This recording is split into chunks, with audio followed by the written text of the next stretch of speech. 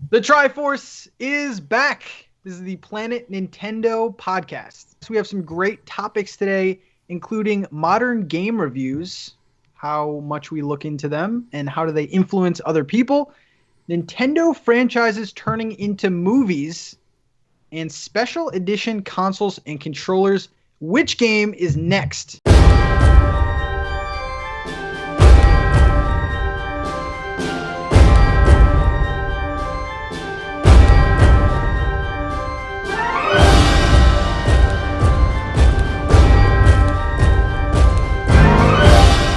What is up, guys? Episode 9 of the Planet Nintendo podcast. So, with that being said, let's introduce the best co-hosts on the planet. Joe after work. What is up, man? Oh, man. Chilling. I'm alive. Happy to be alive. That's good. Bobby, the Nintendo guru. What's up? I am very well. I am very good. Thank you. So polite. I feel like I'm always polite. I'm very polite. Thank you. Sir. I feel like we haven't talked in like forever, guys. It's been a while. Yeah. So many things have happened. Yeah. So many games. You guys play Skyrim? No, I haven't touched Skyrim yet. I played for about an hour and a half Skyrim. right before this. I didn't even buy it yet. Jeez. No, I'm going to buy it. I'm going to buy that. Stay away from it, Bobby. Stay away from it. Don't. It's so good. Don't. You think Breath of the Wild is distracting? You could be like on a quest and like 40 other people could be like, hey, get this turnip for me. I made the mistake. It's really good. Have you played before, Joe? No, this is my first time playing it. Man. Yeah. I want to play it. I'm going to play it, but I'm going to buy it and I'm going to kind of just like set it aside and go back to it probably whenever Nintendo stops putting out games. Because hopefully in 2019 I'll be able to get to it, but it's Joy-Cons are my worst enemies right now. I've accidentally conked at least 4 people by accident. How is the motion control? I haven't even tried it. I've gotten myself stuck on shield, so when you're getting ready to block, you kind of slow down a bit, and I've locked myself in that quite a few times accidentally.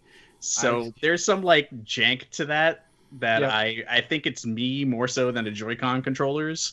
So I think I'm just gonna go stay with Pro Controller on this game and stay away from the motion controls for this. But I just recently found somebody who really finds the motion controls pretty good, and he's a fellow Twitch streamer. So I guess it's not for everyone. Apparently not for me. So we got Skyrim that runs very, very well. LA Noire runs pretty well. Let me ask you a question. Yeah. But let me ask a question, because Patrick, you've played Skyrim a lot. Right? Oh, yeah. What the comparison, like, how do you feel it stacks up? So the only version I've played is the 360 version, and I've seen my friend play like the Xbox One kind of remastered version. It's kind of somewhere in between. Okay.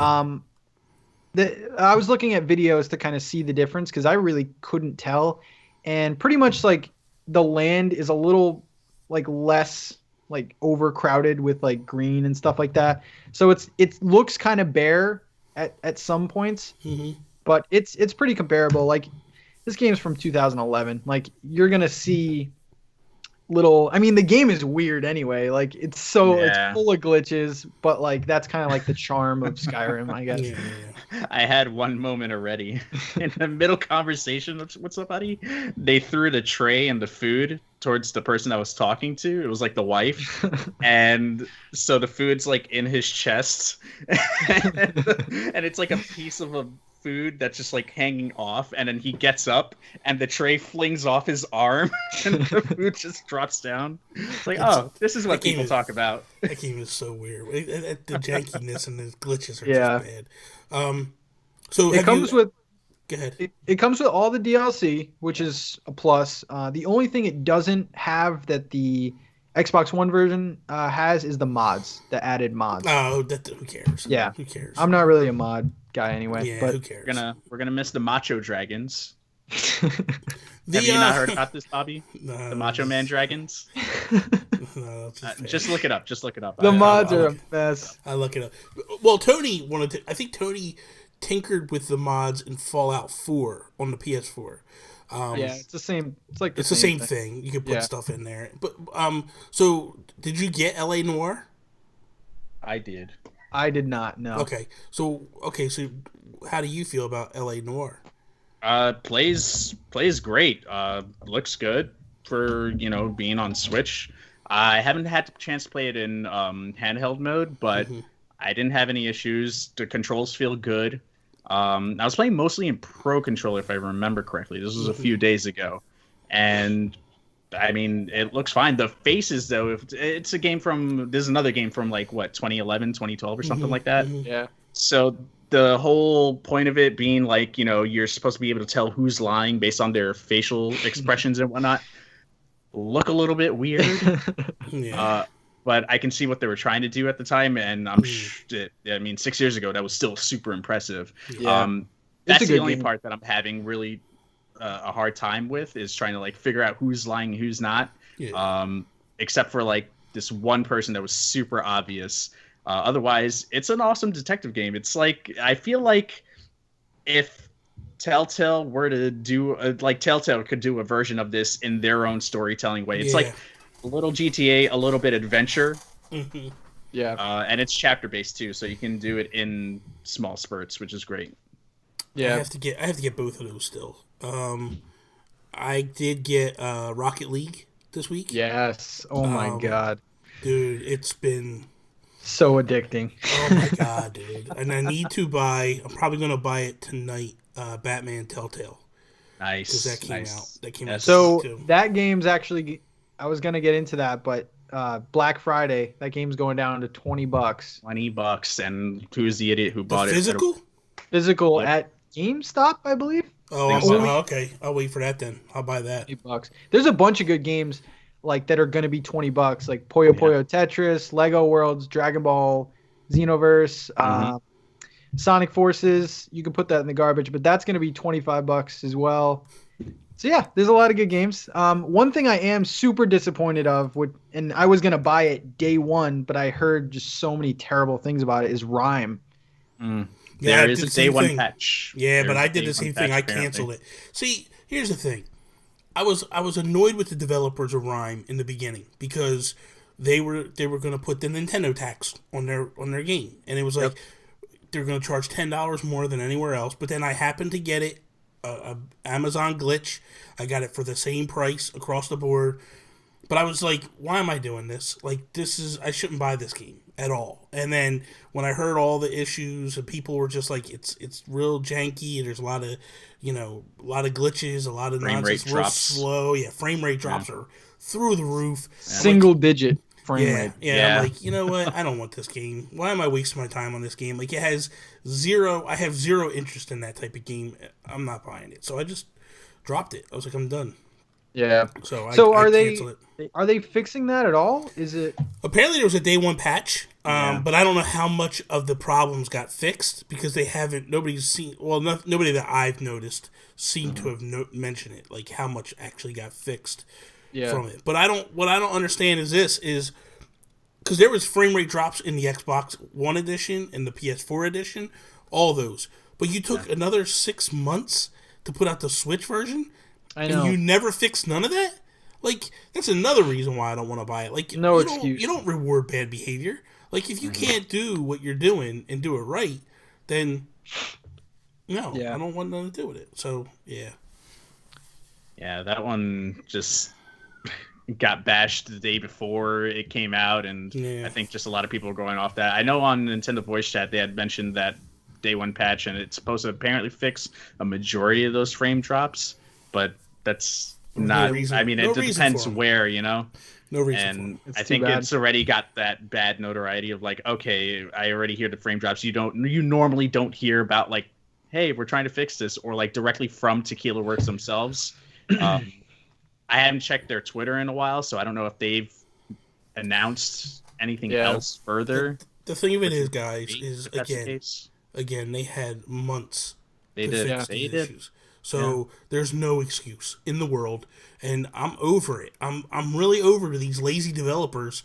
Like, not only that, you like, here's the thing: you gave out review copies. that were bad? Why? Yeah. Like, in what world do you live in? Do you feel like that is okay? Like, what are you thinking to say, like, we're going to leave it this way and everything will be all right? Like, yeah. No, like, the reviews you're getting and the poor scores you're getting and all that stuff, you deserve it. Because you want to be lazy, that's what happens to you. Like, I just don't have the need or the desire to support this game. So, I mean, I know a lot of people worked on it and they worked hard on it, and I apologize for that mindset, because I'm the type of guy that always gives developers the benefit of the doubt and want to help and push developers and stuff, but I just don't feel like you shouldn't have put the game out. Not if it went day and date with the other ones. Okay, fine. I got you. I understand what went down. Mm-hmm. You know what I mean? But again, 6 months later, you didn't fix none of that. Nah, doesn't make any sense. And you did a day one patch. Okay, good. But why in the world would that patch not have been put out before that, so that way the developer or the reviewers could have reviewed it better? And then you don't say what exactly the patch fixes, or you don't make an announcement to be like, hey guys, we know that there were some complaints in the reviews. This patch fixes it all. They didn't do any of that, so I don't know. It kind of reminds me of Troll and I, which... Oh, God. Yeah, I keep going back to this one, but it's the one that I'm just like, I spent $30 on that game, and there's still no update, and the intro and the beginning of that game is still barely unplayable. It's bad. It makes me wonder if this is the reason why Sony dropped RIME, because that was supposed to be a PS4 exclusive, and Sony dropped that, and Tequila Works somehow got the license to RIME to be able to continue that game, and that's how they ended up putting it on all four platforms. Sorry. Mm-hmm. So we do have something else to get to before we get to the actual first topic. This is a game that I still have not picked up yet, which I'm like kicking myself over. What are you waiting for? You should be. What are you waiting for? So here's the thing. So Bobby, he will talk about random indie games like months before they're out. And I know they're all good, like SteamWorld Dig 2, Stick It to the Man. And this game, Ittle Dew 2. Like I've been watching Joe's playthroughs like religiously, because I'm like, dude, what is this game, first of all? And I just wanted to see it, and it looks awesome. So it is amazing. With all the games that are coming out, I really think that you guys, like, if you are interested in like a middle tier, like it's what, $29.99 for the $29.99. It's $29.99, but look, buy the physical copy. Yeah, it is a godsend, man. It comes with the booklet, comes with a map. Like, they really did a good job with this one. You know what I mean? Yeah. Like, Nicholas does a good job with all their games, but it's another Nicholas game that it's not a Nicholas game. Nicholas publishes it, puts it out, the physical copy, but it's actually Luminosity that did the game. So good, man. Another Swedish developer. They're friends with Image of Form. They're friends with Zoink Games. Like, they killed it. And the thing is like, I played the original the original Ittle Dew on the Wii U, and glitchy as hell, like broken game, like completely broken game. They never went in and fixed it, and I loved it. I was having so much fun, but it had this one section of the game, it just crashed, and you could not pass the section of the game. Every time you get there, the game would crash. So this game came out, or Toby and I were paying real close attention to it, and when we saw that it was coming out, we were like, dude, this takes what was good with the last one and makes it better. I'm like, I'm all aboard. And dude, I bought it. I got it on the PS4. I played a good portion of it, but I stopped because I think Zelda happened, if I'm not mistaken. And then so I went back when I heard it was coming. I was like, I definitely didn't buy. I didn't go back to it purposely when I heard it was coming to Switch, and I was like, I can't wait. And dude, they knocked it out the park. This game is so good. So Joe, why don't you give kind of like a quick, like, what is this game for anyone that doesn't know? What is Ittle Dew 2? Yeah, to put it in the most simplest of terms, it's a traditional Zelda game with a ton of dungeons. It takes what's fun about Legend of Zelda and just gives you that times 100 with like a bunch of dungeons, a bunch of hidden things. You can do dungeons out of order. You can just spend time doing a bunch of those sub dungeons to get more maps, to find other areas that's going to give you new items, some rare pieces to unlock these dark towers that are super rewarding if you do find these rare pieces. I've almost 100%ed that game. I'm missing like 3 of these rare horns that you have to find to unlock the last tower. The bosses are probably the most challenging part of that game. A lot of it can feel like it's pretty easy to explore around and get through certain areas. You're mostly having to fight your way around certain areas. But it comes down to like the boss battles and the puzzle solving, which can get tricky towards the end of the game. I got stumped on a few of them. It's the other thing too about this game is it's all in the mind of a young girl. Yeah. So the idea is the world is just her backyard. You know what I mean? Like, it's her backyard. That's what it all is. But she's made it in her mind that this is what it is. It's like a bunch of kids playing an adventure game, more or less. Where you stumble upon the same bosses. It's just, but they're dressed differently and stuff. It's kind of cool, like, in that aspect. Like, you'll go into a one area where it's like, you see mattresses that form, like, the outside. A pillow for it, yeah. Yeah, it's so cool, man. It's, like, really, really ingenious how they did it. But it's something that we all did as kids. Went in our backyards, just ran around adventuring and stuff and act like we were somebody that we weren't. And we were just playing. And that's what this game is. It's some young girl that's doing this adventure, and it's so cool. Yeah, from like what I've seen, from like what Joe has and stuff, it's pretty much like a top-down Zelda, but the developers like asked a 5-year-old what they wanted to put in. It's really cool. Yeah, it's really cool. I love like when you find seriously. Go ahead. Yeah, sorry. No. I love when you find Crayola's and she's starting to draw the next heart. Yes. So cool, man. Like, it's just neat, man. So yeah, guys, if you're looking for kind of a game that's gonna eat a bunch of time, but like you can go at it at your own pace, definitely I'm going to pick this up. Like Bobby said, get the physical version.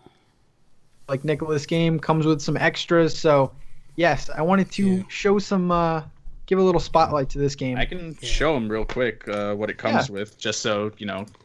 So, yeah, you've got the background there on the cover, the instruction booklet, which has, like, just like with Barbarian DX, it's got like the story behind it a little bit, and then, you know, like a traditional instruction booklet does, and it's got the map, the overview map of the world that she's created. Yeah, it's pretty cool. They do a great job. Yeah, they do. All right, and to end the first segment, we have everyone's favorite game, over or under. So basically, I ask these guys 4 to 5 questions. They have no idea what the questions are. I give them a percentage and a scenario, and they have to say over or under. So let's start with Joe. 10% chance Nintendo does not win Game of the Year. Ooh. You're talking about now the video game awards that have been announced? Yes. Jeff Keighley? They have 2 nominees, of course, Breath of the Wild, Odyssey.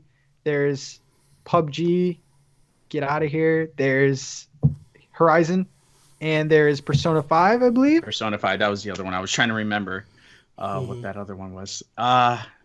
Man, I'm going to have... I know this is a Nintendo show, and I'm probably going to be seen as a Nintendo fanboy. Go figure.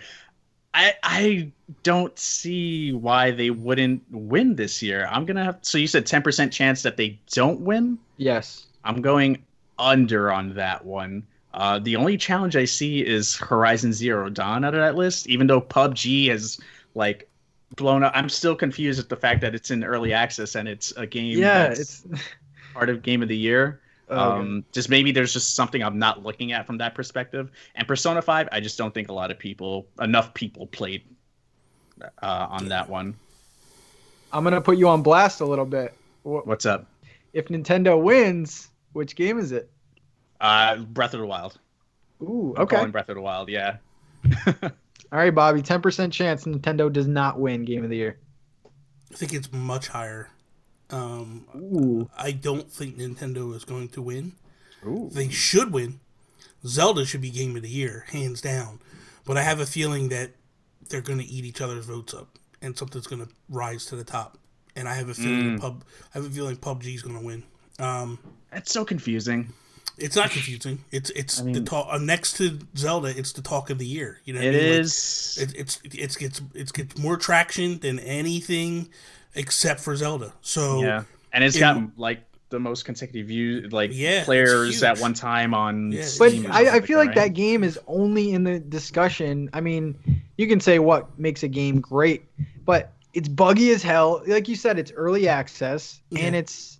I feel like it's also just in there. It's also getting ready to come to Xbox. So yeah, it's true. December it comes to Xbox. So it's as an early access still, right?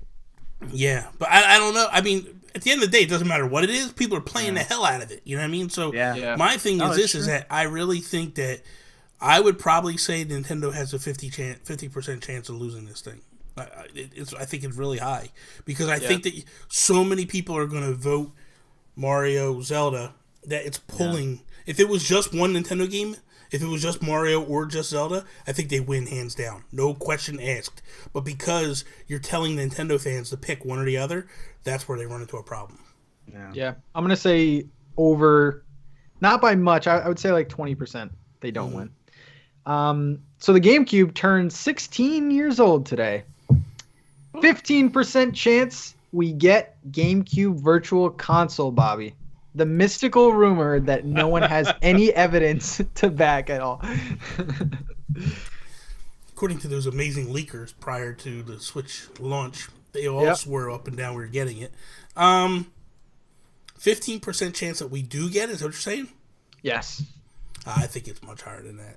I think we're definitely getting it. But I would probably say like we're probably closer to 80% chance we'll get it. I don't think we'll get it right away, but I think we get it. Interesting. Joe? You're saying just get it in general, or is there a timeline on that? Yeah, is there a timeline? That's what I was going to say. Okay. When virtual, I'm going to say by 2019. So definitely, yeah. I think 80% is a good number. But what if they're going the trend of classics? Let's say we get an N64 next year. Doesn't matter. Doesn't matter. No, you don't think so? Because you think what you think. I think what I think. I think the right thing, and you're going to think the wrong thing. So just go your way. 15%. That's not a lot. Just play. Just listen. That it does come out, right? Just play this game like you play Mario Kart 8 Deluxe on a projected wall, and we'll just see how it comes out. Get out. Don't worry. Just a few days. I got you. I'll go over so sorry, you said 15% chance that it will come out. Yeah, by pretty much 2019. Yeah, by next year, pretty much. Okay. Yeah. Okay. Yeah. I feel good about that. I'm trying to think what they could possibly have lined up for the following year if all these games are going to be coming out next year. Maybe we do start introducing classics. I'll go over on this one. All right. Back to Joe with this one. 20% chance. ARMS did pretty good, man. ARMS was a fresh little thing Nintendo had. 20% chance we see a new IP next year from Nintendo. 20% chance we see a new IP from Nintendo next year. I mean, I feel like this is a new Nintendo. We're getting a weird side. We're getting some. I can see that. I'll go over on that. I'll say there's a 50% chance on that. Wow. Because Nintendo's always weird with this. Like, even if it's an IP that no one's ever gonna play again, like we're talking about the company that brought back Chibi Robo out of obscurity for a 3DS game after the GameCube era. I think they'll come up with something quirky, and I mean, since this seems to be open, I'm leaving to both, the Mi Plaza games, the 3DS and Switch all together. So I'm gonna say yes. Yeah, there's a good chance we could see a new IP. Whether it'll be big or not, that's true. Be said. Bobby, 20% chance? I think that if we include Retro Studios in the mix, then I think it's 100% chance. Because I believe that Retro Studios is working on something new, a new IP. They are under Nintendo's umbrella. It's a first-party studio. It's like EAD and all those other ones. I think that they are bringing something new. It's not going to be what people are thinking, and I think it's definitely 100% chance we're going to get something new this year. Interesting. I'm gonna say over as well. I think you have a lot of like Nintendo, just the higher ups in general. Like there's a lot of new faces there, and I think they're just willing to take chances. They have a little bit of confidence behind them now. And the final one, Bobby, 50% chance. Now this question depends on what you consider a down year, but 50% chance we see Nintendo have a down year next year, meaning not that they do poorly, but like they just kind of calm it down a little bit and focus on other things. I think I think they learned from the Wii, and I think they learned very well from the Wii. So I think they're going to just keep pushing the hammer down. I think the next thing you see is you're going to see another Super Bowl commercial this year. I think that they just drop the hammer and keep pushing harder and further. That said, in terms of games being launched, like big name games, it's definitely going to be a down year. But in terms of their hype levels and where they're at and them pushing the ball and keeping the momentum moving, I don't think they fall that much. I think they're pretty steady. Right now they're living off of the hype machine. And I think that continues for 2018. Okay. Joe?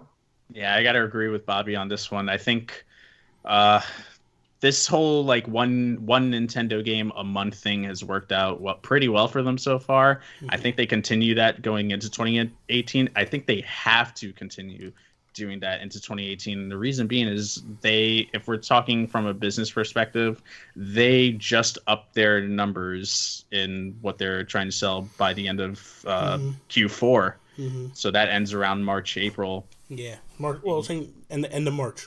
Yeah. So, I mean, that's we're going into the heat of the holidays now, starting Black Friday. Mm-hmm. I think we continue to see that trend going. We'll see more season pass stuff. I mean, we're going to get our Fire Emblem Warriors stuff. We're going to get our Breath of the Wild at some point before the end of this year, which I am deathly afraid of. Mm-hmm. Xenoblade Chronicles, and then who knows what's lined up for January, February, and March for the moment. They haven't announced anything that I've Fire missed. Emblem. Right? I think Fire Emblem will hit probably early. They just announced Fire Emblem for 2018. They didn't put a date on it, but typical Fire Emblem hits around like February. April. Yeah, typical Fire Emblem normally hits. It's like April-ish, March, April. Yeah. That like early spring, so that might be Q1, maybe. Yeah. I'd be surprised if they do it earlier.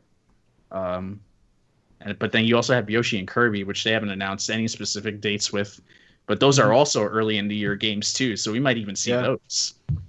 Yeah, I think 50% is a fair number. I feel like if you're looking for like you said, the big games, you're probably going to be like let down a little bit. Although Fire Emblem is giant for Nintendo. Yeah.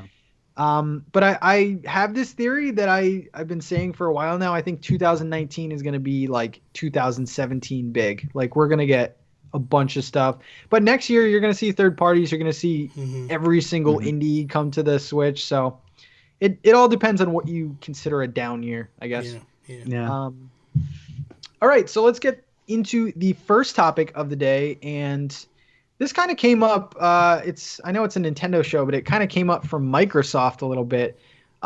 They got upset, I guess you would say, at I think it was IGN for their poor review of Super Lucky Tale, one of the new like 3D platformers on the Xbox One X. Yeah, that's the thing from Oculus, wasn't it? I believe so. That one?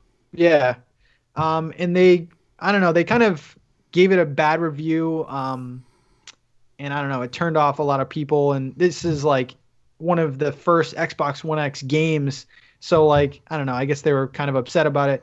My question to you is just everything about modern game reviews. Do you think these big companies, IGN, Game Informer, whatever, do you think they should include like whether or not you should buy it or not? I know that that's kind of like what a reviewer is supposed to be, but like a lot of people look at these reviews, like Sonic Forces got a pretty poor review.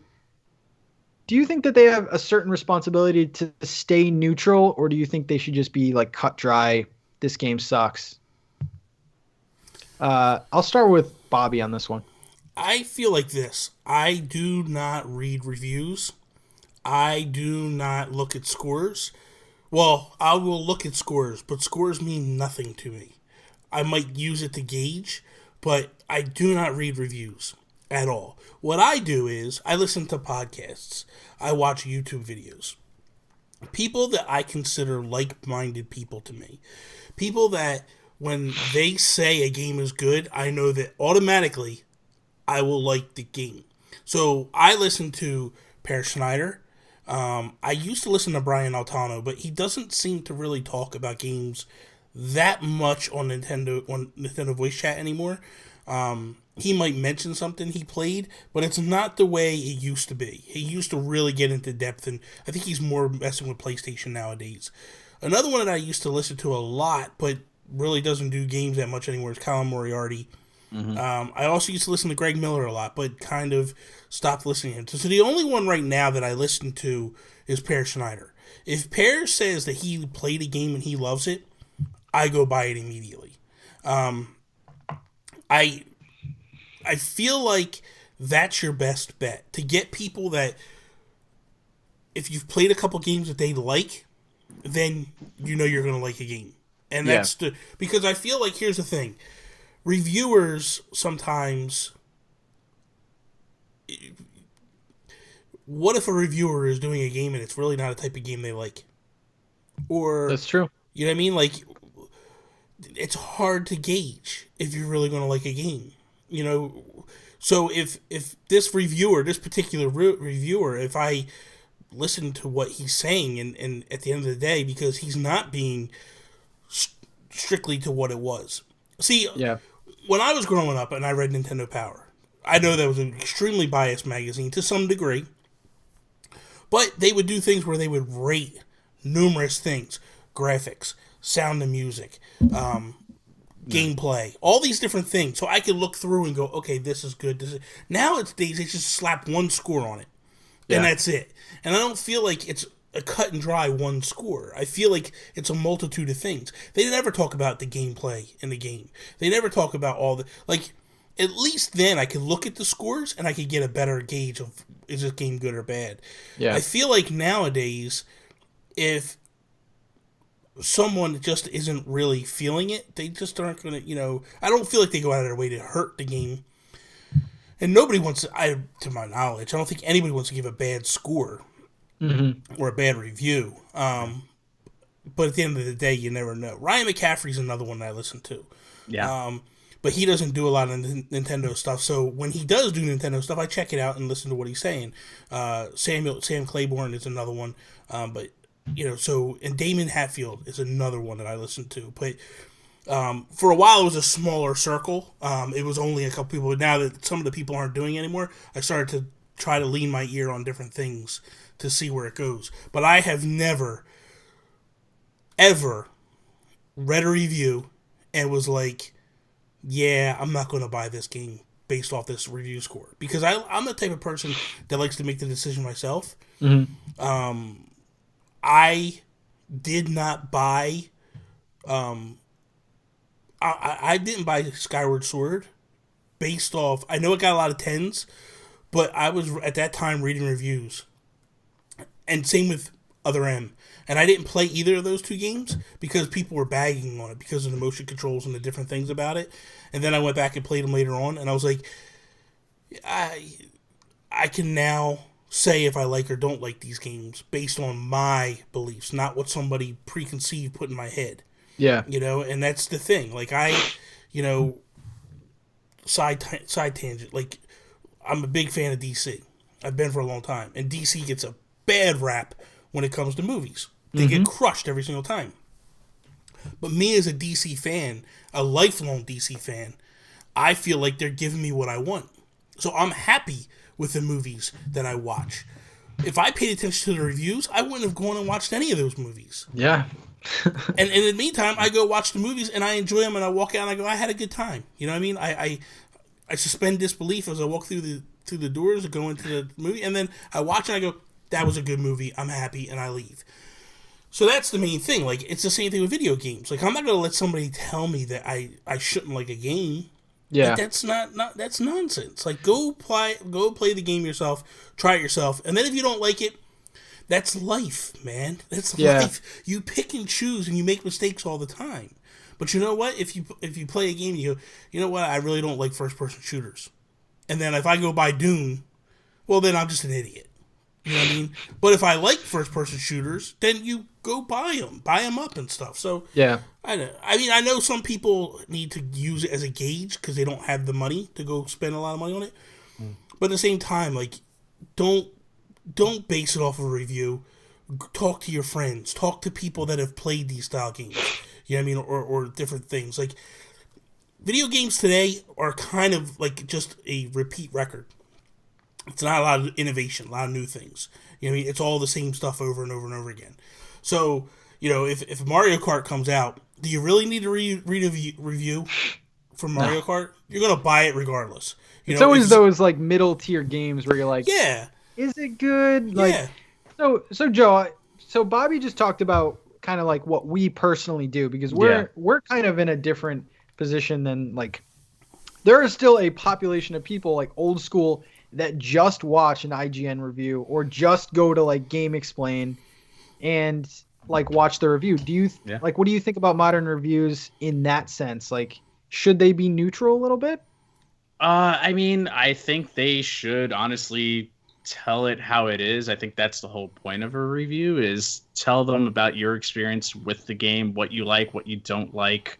As to whether or not they should buy it or not, I think that's ultimately going to be up to the person reading the review. That's what I stress. And I'm kind of on the same boat as Bobby. Like, I stopped reading reviews around the time Colin Moriarty left. He was the guy that I, like, related to the most with video games. And, you know, in terms of what he played with a lot of the JRPGs and whatnot. So I would always go for his, like, check him out for his input. Yeah.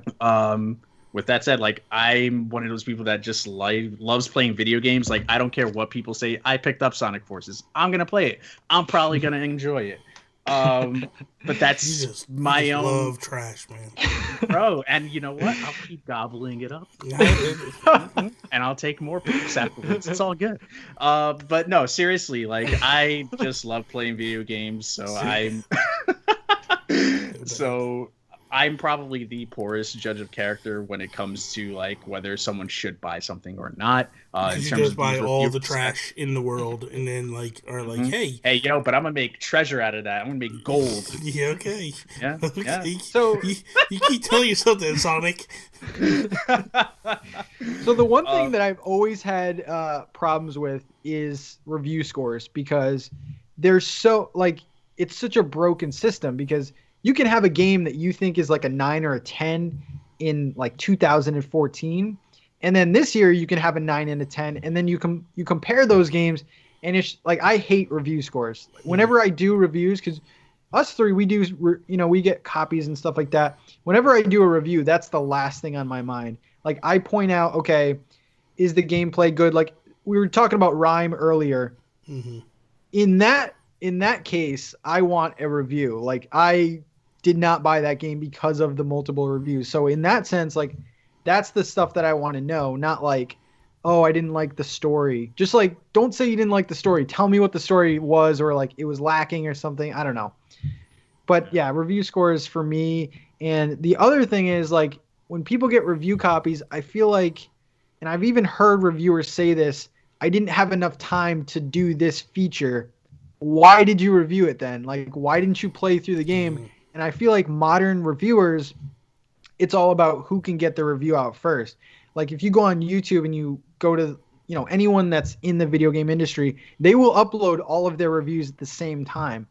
Are you telling me that 100% of those reviewers played the entire game, did everything with that? No, they just want they just want to be first, and that's what I don't like about modern reviewers. I did a review on SteamWorld Dig 2, and I did not review it. I didn't put my review or a score or anything on it until after I beat the game. Yeah. It was days after everybody else put it out. So, I if you're not going to do it right, then don't do it at all. That's my opinion. But some of these guys do get the games early enough. But what I kind of wonder is, like, how in the world is someone like a Game Explain or such banging these things out? They're doing so many reviews. How are they getting them all out, and how are they getting them done? It just blows my mind. Because I was just talking about this the other night with Zach Erickson. I was like, dude, I got so many games coming in right now, so many free copies of games and stuff. It's like, I don't know, like, how do you begin? I mean, like, I got a review code the other night, and I'm like, I don't even know where to begin with this thing. I'll give you my email, Bobby. We'll take care of that. Okay, I'll send it to you. I'll send it to you. But there is one Nintendo YouTuber. I don't know if you guys, Arlo. Arlo is like one of the bigger Nintendo ones, and he still hasn't reviewed Odyssey. Yeah. That I can see. Like, okay, he's actually going through the whole game and making it. I applaud Arlo, but we need more reviewers that aren't afraid to get less views, but have the content there. So yeah, I agree. All right, Joe, another wacky topic. let's do this. I've just pegged myself as a wacky topic person. So, we know new Mario Brothers movie being made soon. Detective Pikachu coming out to the US, getting its voice actors. What other Nintendo IP movies or TV shows would you guys want to see across the board? Anything is on the table for this one. Patrick, I'll go with you. All right. So I have two that I've always wanted to see. So I'm gonna get blasted from Bobby on this one. You say Kirby. No. You say Star Fox. I'm gonna backhand you. All right. So I should pass. So okay. If you do play Star Fox Zero, if Star Fox Zero happens to go into your review a little bit, there are animated, like, almost like anime kind of, like Star Fox sections. I think that would be pretty cool. Trash. I would like that. And the bigger one, the more realistic one that I would like to see is a live action Metroid one. Because I think that they could do a lot with that. Like, think like Stranger Things meets, like, I don't know, like a horror movie or something. Mm-hmm. Like, they could do a lot with that. And I feel like Metroid, it's on the come up. We have the game coming eventually. I feel like that would be a cool thing to do. Yeah, those are my two. I feel like Nintendo has to do a Metroid one. Yeah. Of some sort, because I feel like that game just doesn't get the push it needs. And I feel like if they did something with it, it would really get the momentum it needs. A movie. Yeah. My personal feeling, though, is I would rather everything be television shows now, because the quality of TV is so good now that I would rather get 22 hours as opposed to 2 hours. If you're going to do, 22 episodes a year, I'd rather get that than get, but that's neither here nor there. For me, honestly, I would love to see something with Zelda. I wouldn't mind seeing maybe a Nintendo World show or a movie.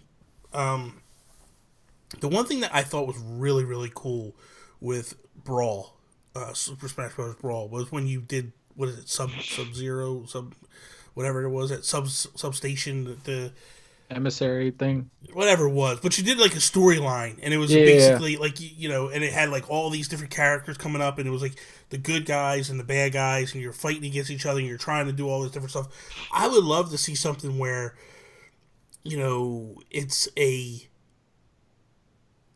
movie, but it's all the characters of Nintendo, basically good versus evil, doing something. I don't want to say Avenger style or anything like that, but I would like to just basically take what it is, like maybe something weird got messed up, and maybe they're coming into the real world to destroy it, like they're in our world coming to life or something. But I don't know. I think that the Zelda one, if that was to go live action, something, I know that there was rumors about the Game of Thrones style stuff. I thought that was really cool. That would be pretty awesome. That would have been amazing. And I think that Netflix is the way to go for Nintendo with this. Don't give it to... Sadly, I know what's going to happen. It's going to go to Hulu because of the partnership with Universal. But I feel like that is just a bad idea for Nintendo. Like, they should try to get with Netflix on like that type of stuff. Like, spread your wings a little bit. Don't lock yourself into one company. So I would like to see that. I don't know if they're smart enough that they would have their contract be like NBC doesn't have the first right of refusal or something like that. Like, let Nintendo just be, because knowing how Nintendo is, they like to have control over everything. I would hope that's the case with this whole Universal deal. Man, for me, I mean, I was on the same boat immediately when I'm looking at this. I'm like, Metroid has to be up there. I could see it as both ways. You can do it as like a 2.5 hour sci-fi film, or you can build it up as like a series and tell the story of like Samus proper, where she came from, what happened, you know, how her parents got killed by space pirates, and her learning the Chozo way and all the stuff, getting the armor. I feel, and like you can kind of tell it in like flashbacks as she's like going through her first foray into Zebus or something like that, you know? That was the first one. The other one, and I feel like this would be a perfect TV show for like kids. Do an Animal Crossing TV series. Why the hell not? Yeah, well, they did it in Japan. They did it in Japan, so yeah, man. Well, they did like it was a movie. It's a movie. There's an Animal Crossing movie that is really good, man. That you can find it on YouTube with subtitles. It's really, I mean, it's hokey as hell, but it's really good, man. But that's like exactly it screams. That's awesome. Hokey. Like I feel like that would be like the perfect TV show for them to have. Yeah. You have all these different characters. Everyone has their own different episodes. It's an interesting topic though, because like Nintendo merchandise sells so well, the games like sell well. I just feel like people would eat it up, and like Bobby said, like a live action like Zelda, how perfect is it? Oh my God. People's like one complaint about Breath of the Wild was, where's the story? People would eat that up, dude. And I think Metroid is the thing in their back pocket there. I think a live action, even if it was like 5 episodes, just to kind of get some kind of story, and if people go for it, whatever. If they don't, didn't they just have like a Castlevania? Yeah, on Netflix. Yes. Yeah, on Netflix. Yeah, they're doing more. That was good. Yeah. Well, the guy that did it wants to do Metroid. He's already said he already said that he would like to do a Metroid one. I would love to see them do a Xenoblade Chronicles anime. You know, like I think that would be done really well. So, be like no live action Mario. Nah. We had Bob Hoskins and John Leguizamo. That's my guilty pleasure enough. I don't need it. R.I.P. Bob Hoskins. Yeah. Patrick froze. Uh-oh. Hold on, I'm gonna do his pose right now. Yeah, like... It's like... What the hell? Right, oh my God! Oh, there he is. He's back. There he is. He's back. You're like, I heard you guys talking. You're stuck like this for like 5 minutes, man. Really? Yeah. We'll keep it. All right, Bobby. Okay, the best topic of all always comes last. You guys love it. You know you do. So my topic is special edition consoles and controllers. Which is the next game that we see getting new Joy-Cons and Pro Controller paint scheme? Also, do you think they're going to ever dip into like a full console special edition? Like a true full console special edition, not just Joy-Cons. You know what I mean? So, I think if we look at the list of games that we do know are coming. So, let's just do this. Just do yay or nay real quick. So, Fire Emblem, do we think we get special edition Joy-Cons? I think so. I mean, I feel like since, what was it, ARMS. Since ARMS, they've been doing special edition Joy-Cons for their like main release games. ARMS, Splatoon 2, Mario Odyssey. But they didn't do anything for Mario Kart. They didn't do it for Mario Kart, but that was also a port. And Fire Emblem Warriors was Tecmo Koei. Yeah, that was different. And same with Mario Rabbids. So I think the next one, depending on what comes out first, could be either Fire Emblem Or if Yoshi or Kirby come out before That's that, they do like Yoshi or Kirby. I think we get. Yeah. I think Yoshi you would probably get like lime green Joy-Cons, and then Kirby would get pink ones. Give me them pink ones, boy. Can I get the opposites of these already, please, Nintendo? No. Yeah, I think they do little things like I think they released the grips, like they did that with Skyrim. But I'm gonna make a little prediction. I think Fire Emblem is the first special edition true console, like dock included. Like I think they're gonna go pretty big with that game. I think that Fire Emblem they want it to work, and especially with Fire Emblem Warriors not doing. I want to disagree. I think that the game that makes them do a special edition overall dock, console, and Joy-Cons is Animal Crossing. I really think that when you really want some brown Joy-Cons?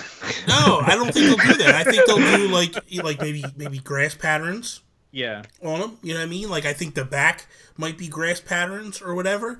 I think they'll do a lot of different things with it. But the funny thing is like I seen someone do so you know how the Joy-Cons in the grip kind of they were saying like look like the dog or whatever. I saw someone actually make an Isabelle one. Yeah, I did see that one. So when you put it in the grips, it looked like Isabelle. And like, man, I could see them really doing something over the top with the dock and all that. Like even if they did like the dock is like maybe grass pattern and then like maybe little leaves around the outside or whatever. Like they could do so much with it. And I really think that could potentially be the one that gets something. Because that's my thing. Like I was going to buy an Odyssey Switch, but I was like, man, at the end of the day, am I really going to buy it just for Joy-Cons? Like, there's nothing different at all. Like, I have a Mario Wii that's pure red. That, to me, is like, that's a special edition. That's something on it. My Batman PS4 has a silhouette of Batman on it. Like, there's a reason you go buy the special edition. Like, all my 3DSs that are in the case over there, like, I bought them because they represented something. It was a reason for me to go buy an extra. If Nintendo wants to get to 14 million Switches, put out something like that. And you're going to have all the faithful going back and double dipping on them. You know what I mean? So, I think I think they need to do something, but I don't know that Fire Emblem is It's crazy because in Nintendo's mind, Fire Emblem and Animal Crossing are the two games. Yeah. And that just shows by what they went mobile with. They went mobile with their biggest, I feel like, in their mind, the most sellable franchises. Right now, Fire Emblem has a major upsell right now. It's a major uptick for them. And they're putting all their eggs in that basket. Like, you see them doing a lot more with that. So I can see that definitely, potentially. Because I just compared it to... I was surprised that we got so much with Xenoblade. Like, I know that's a big game, too, but I was not expecting a Pro Controller. Me neither.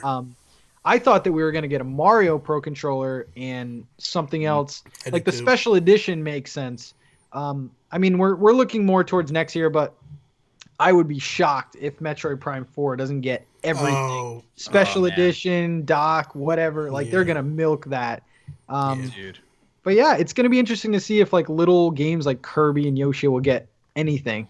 I think like, Kirby and Yoshi would probably get Joy-Cons. I really do. Bubble gum pink. Especially Kirby, dude. They blow Kirby like it's his business, man. They like act like he's the be-all, end-all.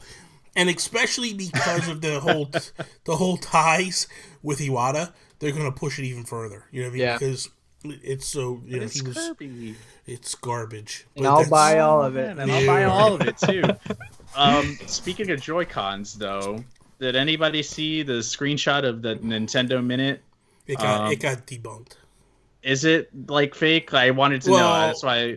Amiibo Jason on Twitter showed some stuff, and he believes it's just the double pack, the original double pack. I know what you're talking lighting? About. The dark blue one? Yeah, he thinks it's a lighting thing. Okay. I'm glad. They were kind of ugly. I mean, I would have still bought them. Although, they should have done that solid red and solid blue for Mario. They should have just done red and blue. Yeah. Mm-hmm. That would have been crazy. Mm-hmm. Still would have sold. Man, but I got a problem. It's going to be interesting. They need to do something with the dock, though.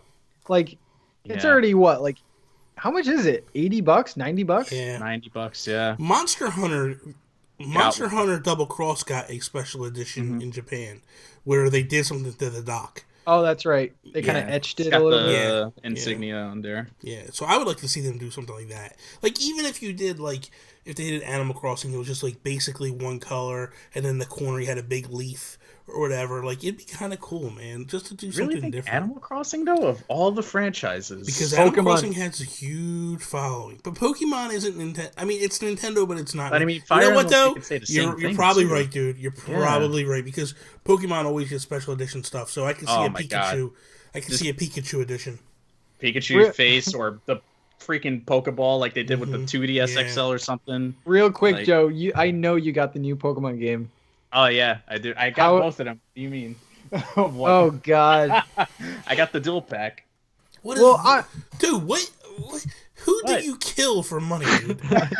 He's in the mob. That's why he's I'm very fortunate with my job, okay? I'm kidding, man. I'm able to save. So like, oh my God. I've heard a lot about it, and it's pretty much post-game content that's different, right?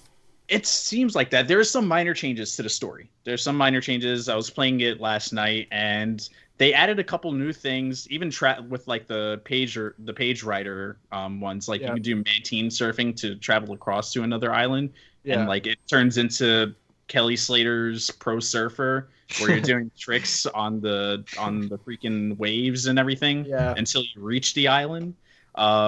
But there's some minor things that they've built into it. So I don't know if it's going to be all post-game stuff that's actually going to be like all legendaries you can catch. And yeah, it seems like they're going to intertwine that into this story as well. So it's more Pokemon Sun and Moon, same story with added things here and there. But yeah, most of what I've done, aside from like the way you get your starters, has been pretty much the same.